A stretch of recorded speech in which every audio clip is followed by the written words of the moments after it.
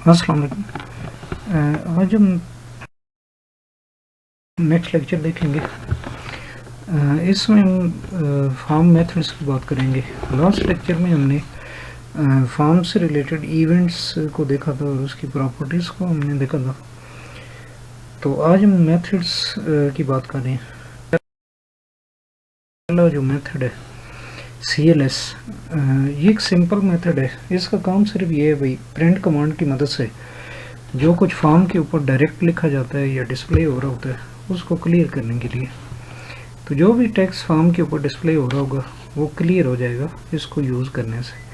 तो जैसे ये हम लिखेंगे कि form.cls या फिर me.cls लिख सकते हैं।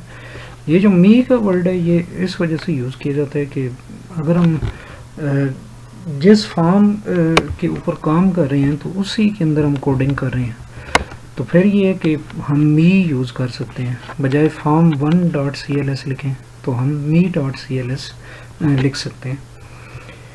इसी तरह नेक्स्ट देखें, हाइड एंड शो मेथड है। तो हाइड मेथड जो है वो जैसे कि इसके नाम से ज़ाहिर है, हाइड मेथड यूज़ होता है फॉर्म को डिसअपीयर करने के लिए, स्क्रीन से हाइड हो जाएगा वो। और शो इसके अपोजिट है कि उसको स्क्रीन पे दोबारा डिस्प्ले करने के लिए। तो सिंटेक्स इसी तरह है कि फॉर्म का नाम आप लिखेंगे पहले, यानी form1, form2 वगैरह डॉट हाइड और me डॉट हाइड। इसी तरह form.show और me डॉट शो। तो याद रखें ये प्रॉपर्टीज़ और मेथड जो हैं ये रन टाइम पे ड्यूरिंग कोडिंग इनको किस तरह यूज़ किया जाता है। पहले ऑब्जेक्ट का नाम लिखा जाता है और उसके बाद फिर डॉट की मदद से मेथड्स हों या प्रॉपर्टीज़ हों उनको इस तरीके से लिखा जाता है। नंबर 3 देखें, लोड एंड अनलोड मेथड्स हैं। तो लोड मेथड यूज़ होता है किसी फॉर्म को मेमोरी के अंदर डिस्प्ले करने के लिए, स्टोर करने के लिए। वो फॉर्म जो है वो डिस्प्ले नहीं होगा, उसको डिस्प्ले करने के लिए फिर हमें शो का मेथड यूज़ करना पड़ेगा। तो लेकिन अगर कोई फॉर्म लोडेड ना हो और हम डायरेक्टली शो का मेथड लिख दें, यूज़ कर लें, तो फिर वो लोड भी हो जाएगा और शो भी हो जाएगा। तो यानी एक तरीके से ये कहना चाहिए भाई, शो जो मेथड है वो एक कम्बिनेशन है लोड और शो का। तो दोनों काम उससे हो जाते हैं, लेकिन जस्ट लोड करने से जो है वो फॉर्म स्क्रीन पे यूज़ करना पड़ेगा। इसी तरह अनलोड मेथड जो है, अनलोड मेथड किसी फॉर्म को मेमोरी से रिमूव करता है। तो अगर फॉर्म स्क्रीन पे डिस्प्ले हो रहा है और हमने उसके बाद डायरेक्टली अनलोड मेथड को यूज़ कर लिया तो वो हाइड भी हो जाएगा और उसके बाद वो मेमोरी से आउट भी हो जाएगा। तो दोनों काम हो जाएंगे अनलोड से। इसी तरह नेक्स्ट देखें, हमारे पास ये प्रिंट फॉर्म मेथड है। तो प्रिंट फॉर्म मेथड जो है वो अगर हमने फॉर्म को प्रिंट करना हो, स्क्रीन के ऊपर जो फॉर्म नज़र आ रहा है तो उसको प्रिंटर पे प्रिंट करना हो पेपर के ऊपर, तो ये मेथड हम यूज़ करते हैं।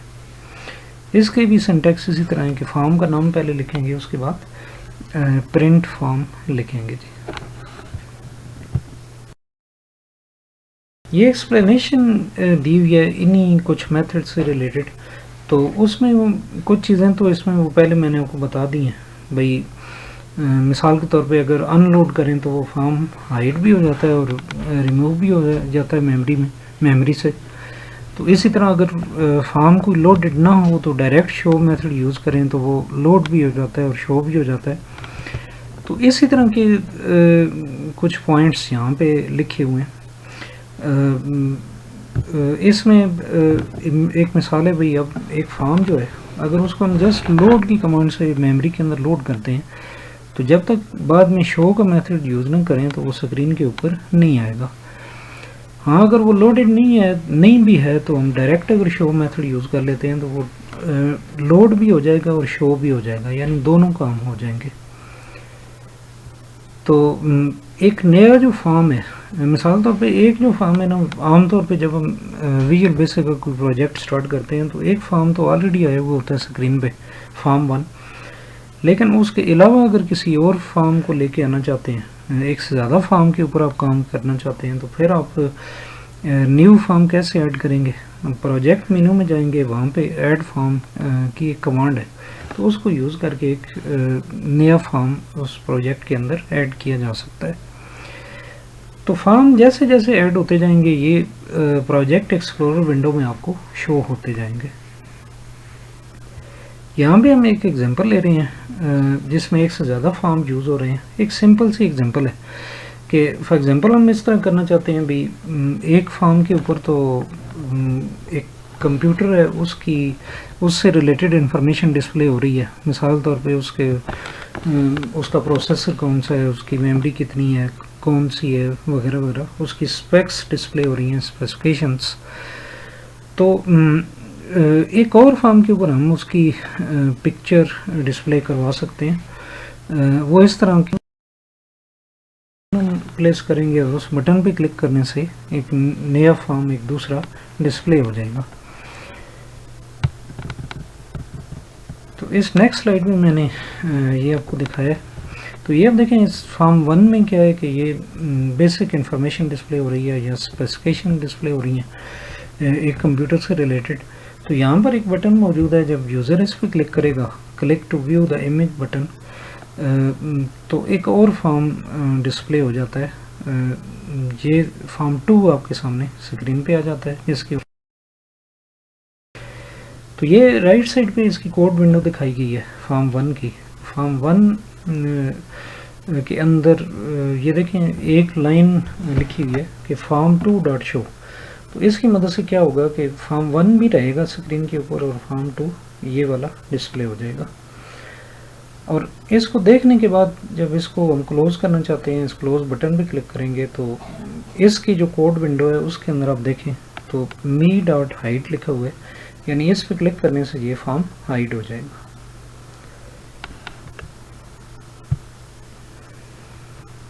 अब देखें फोकस क्या होता है। फोकस हम ये कहते हैं भी कोई भी जो कंट्रोल है जिसके ऊपर हम इस वक्त काम कर रहे होते हैं, जब एक्टिव कंट्रोल होता है, तो हम ये कह सकते हैं भी ये कंट्रोल जो है ये इज़ इन फोकस है। मिसाल तौर पे एक टेक्स्ट बॉक्स के अंदर हम डेटा एंटर कर रहे हैं, तो हम ये कहेंगे भाई ये फोकस जो हमारा है वो इस टेक्स्ट बॉक्स के ऊपर है। तो इसी तरह बटन अगर इस वक्त हमारा एक करंट कंट्रोल है तो हमारा फोकस जो है वो उस बटन के ऊपर है। तो फोकस को जो है वो एक कंट्रोल से दूसरी तरफ कैसे आप मूव करते हैं, यानी फोकस कैसे चेंज होता है। तो या तो हम डायरेक्ट क्लिक कर देते हैं या फिर हम क्या करते हैं कि टैब की को यूज़ करते हैं। तो जो भी कंट्रोल इन फोकस होगा तो वो एक डॉटेड लाइन से रिप्रेजेंट किया जाएगा, उसके अराउंड एक डॉटेड लाइन आ जाएगी। तो फिर इसमें ये भी एक वक्त में ये भी आपने याद रखना है भी एक वक्त में सिर्फ एक कंट्रोल जो है वो इस दिन फोकस हो सकता है, एक से ज़्यादा एट ए टाइम फोकस में नहीं हो सकते। यानी एक वक्त में एक यूज़र जो है वो एक से ज़्यादा कंट्रोल्स के ऊपर काम नहीं कर सकता बिल्कुल, यानी सेम टाइम के ऊपर। यानी इस तरह का भी नहीं होगा कि वो टेक्स्ट बॉक्स के अंदर भी डेटा एंटर कर रहा हो और वो उसी वक्त बटन को भी प्रेस कर रहा हो। अच्छा, इसमें एक चीज़ और भी यहाँ पे देखें भाई, एक फोकस में जब कोई कंट्रोल होता है तो वो यूज़र से तमाम कीज़ एक्सेप्ट करता है। यानी अगर एक मिसाल के तौर पे एक टेक्स्ट बॉक्स के अंदर कंट्रोल है यूज़र का, तो टेक्स्ट बॉक्स के अंदर वो यूज़र टाइपिंग कर सकता है, डेटा एंट्री कर सकता है। इसी तरह अगर वो उसका फोकस बटन के ऊपर है तो वो बटन को प्रेस कर सकता है। तो कीबोर्ड से अगर बटन को प्रेस करना है माउस के बगैर, तो आप क्या कर सकते हैं कि टैब की मदद से आप फोकस को उस बटन के ऊपर लेके आएँ और फिर स्पेस बार प्रेस करें तो वो बटन प्रेस हो जाएगा, ऐसे ही बिल्कुल जैसे आपने क्लिक किया है। तो दो इवेंट्स जो फोकस से रिलेटेड हैं वो है गॉड फोकस और लॉस फोकस। तो गॉड फोकस इवेंट उस वक्त ट्रिगर होता है या अकर होता है या चलता है कि जब अंदर हमारा कर्सर आता है।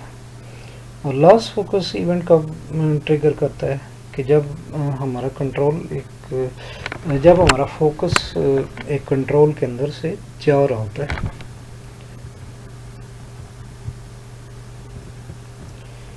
मॉडल एंड मोडलेस फॉर्म क्या होते हैं? तो अगर एक फॉर्म स्क्रीन पे डिस्प्ले हो रहा है और यूज़र जो है वो उसको इग्नोर करके तो बैकग्राउंड में कहीं क्लिक करके काम कर सकता है। मिसाल तौर पर किसी मेन्यू में जा सकता है आईडीई के अंदर, या किसी टूल बार के ऊपर क्लिक कर सकता है, या किसी और फॉर्म के ऊपर जा सकता है, तो इग्नोरिंग फर्स्ट फॉर्म। तो इस तरह के फॉर्म को फिर फॉर्म, लेकिन एक ऐसा फॉर्म कि जिसमें जो अगर सामने आया हुआ हो, जो इन फोकस हो, तो हम उसको इग्नोर करके कहीं और किसी और फॉर्म के ऊपर हम नहीं जा सकते, ना हम बैकग्राउंड, लाजमी वहाँ पे कोई ना कोई रिस्पांस हमें देना पड़ेगा, और या फिर हम उसको क्लोज करेंगे किसी और फॉर्म के ऊपर जा सकें। तो ऐसे फॉर्म को क्या कहते हैं? मॉडल। तो ये एक डायलॉग बॉक्स की तरह का मॉडल फॉर्म का, कि जैसे मिसाल तौर पे विंडोज़ के अंदर कभी कोई मैसेज बॉक्स कैंसिल लिखा हुआ हो, तो आप इस तरह नहीं कर सकते भाई आप ओके भी ना करें और कैंसिल भी ना करें और मैसेज, और आप बैकग्राउंड में कोई और काम भी करते रहें, कहीं किसी और जगह क्लिक करके तो कोई और अपना काम भी स्टार्ट कर दें। इस तरह कभी नहीं हो सकता।